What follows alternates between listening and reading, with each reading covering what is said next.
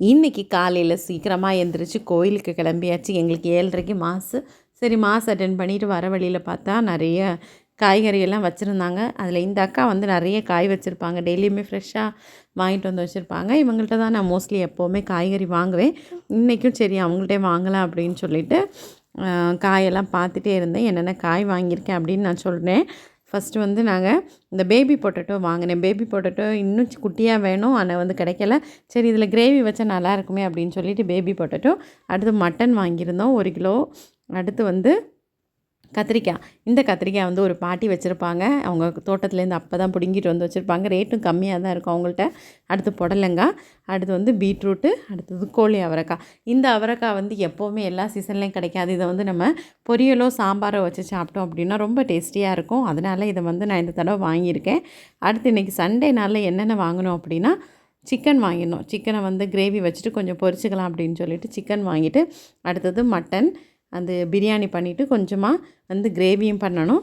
அடுத்து வந்து மீன் நேத்திக்கு வாங்கினது. அந்த மீனில் வந்துட்டு ஃப்ரை பண்ணலாம் அப்படின்னு நேத்திக்கு மசாலா போட்டு வச்சதுனால அதை ஃபுல்லாக ஃப்ரை பண்ண எடுத்து வச்சுருக்கேன். அடுத்து வந்து இது வீட்டில் இருக்க குட்டி பசங்களுக்கு ஈரலும் சுவரொட்டியும் வாங்கிட்டு வந்திருந்தாங்க. அந்த ஈரலும் சுவரொட்டியும் ஒரு சைடு குக் ஆகிட்டே இருக்குது.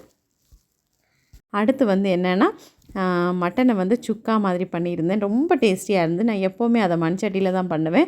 அடுத்து வந்து ஒரு சைடில் சிக்கன் கிரேவி. அந்த சிக்கன் கிரேவி வந்து இன்றைக்கி பெப்பர் சிக்கன் மாதிரி வச்சுருந்தேன். ரொம்ப சூப்பராக இருந்தது. அதை வந்து நம்ம தண்ணியில் வேக வைக்காமல் எண்ணெயிலே வேக வைக்கணும். அடுத்து வந்து ஒரு சைடில் மட்டன் பிரியாணி குக் ஆகிட்டுருக்கு. இன்றைக்கி மட்டன் பிரியாணியும் நல்லா சூப்பராக உதிரி உதிரியாக அழகாக வந்தது. அது பக்கத்தில் வந்து அடுத்து மீன் பொரிக்கலாம் அப்படின்னு சொல்லிட்டு மீன் வந்து ஃப்ரை ஆகிட்டே இருக்குது. மீன் ஏற்கனவே நேற்றுக்கு மசாலா தடவி வச்சதுனால இன்றைக்கி அந்த அளவு வேலை இல்லை. என்னோடய சேனல் உங்களுக்கு பிடிச்சிருந்தா கண்டிப்பாக லைக் பண்ணி சப்ஸ்கிரைப் பண்ணுங்கள். நான் உங்களுக்காக நிறைய வீடியோஸ் அப்லோட் பண்ணியிருக்கேன். எல்லாமே பார்த்து என்ஜாய் பண்ணுங்கள். அடுத்தது வந்து நம்ம சிக்கன் 65. ஏன்னா இங்கே எல்லாருக்குமே ஒரே மாதிரி பிடிக்காது. சரி அதனால் கொஞ்சம் டிஃப்ரெண்ட்டாக பண்ணலாமே அப்படின்னு சொல்லிட்டு தான் இன்றைக்கி நிறைய வெரைட்டியாக பண்ணியிருக்கோம். இப்போ சிக்கன் 65 ரெடி ஆகிடுச்சு. இப்போ நம்ம சர்வ் பண்ண ஆரம்பிக்கலாம். ஃபஸ்ட்டில் இலையில் தண்ணியை தெளித்தாச்சு. தண்ணியை தெளித்து ஆரம்பிக்கலாமே அப்படின்னு சொல்லிட்டு தயிர் பச்சடி. அடுத்து வந்து மினி ஆம்லேட் ஒன்று பண்ணியிருந்தோம். அடுத்து மீன் பொரித்தது. மீன் வந்து பொரித்து நல்லா சூப்பராக ஃப்ரை ஆகி வந்திருந்து. அடுத்து அப்படியே கொஞ்சம் சிக்கன் 65 வச்சிடலாம். இந்த சிக்கன் 65யோடு அப்படியே சாப்பிடும்போது அதோட ருசியே வேறு லெவல். ரொம்ப டேஸ்டியாகவே இருந்துட்டு ரொம்ப ரொம்ப சூப்பராக இருந்து.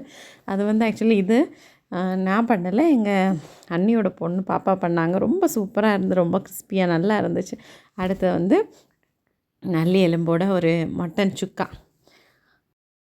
அடுத்து நாம் பெப்பர் சிக்கன் வைக்கலாம். இந்த பெப்பர் சிக்கனில் வந்து நம்ம மிளகாய் பொடி மல்லிப்பொடி எதுவும் போடாமல் எண்ணெயிலே நல்லா வேக வச்சு நீங்கள் பெப்பர் மட்டும் போட்டு எடுத்தீங்க, பச்சை மிளகாய் போடணும், அது மட்டும் போட்டு எடுத்தீங்கன்னா அவ்வளோ ஒரு ட்ரையாக நல்லா குக்காகி வந்து சூப்பர் டேஸ்டியாக இருக்கும்.